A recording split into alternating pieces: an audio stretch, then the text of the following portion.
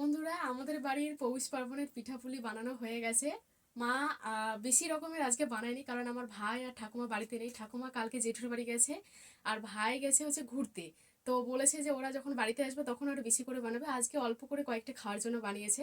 4 রকমের দেখাচ্ছি কি কি। এখানে হচ্ছে দুধ পিঠা, এটা খেজুর গুড় দিয়ে বানিয়েছে। আর এটা হচ্ছে সাদা পিঠা, এটাকে আমরা বড়া বলি, বাট এটাও পিঠে আর কি। এটা হচ্ছে চিনি দিয়ে বানানো। আর এটা হচ্ছে মানে এটাকে তেল পিঠা বলি আমরা। আম, এটা হচ্ছে কি গুড় দিয়েই, এটা আর একটা, মানে এই দুটো একই টাইপসের, জাস্ট এটা চিনি আর এটা গুড় দিয়ে। তো এগুলো এখন আমি খাবো। এখন টেস্ট করে দেখিনি, মা ভাজার সময় জাস্ট আমি এই পিঠাটা একটা করে খেয়ে দেখেছি, আর বাকিগুলো খাইনি। তো চলো তোমাদেরকে খেয়ে আমি বলছি কিরকম হয়েছে। চলো। আমার এমনিতেই তো খেজুর গুড়ের পায়েস খুব ভালো লাগে, তো এটা যেহেতু খেজুর গুড় দিয়ে বানিয়েছে, তো এটা খুব ভালো হয়েছে।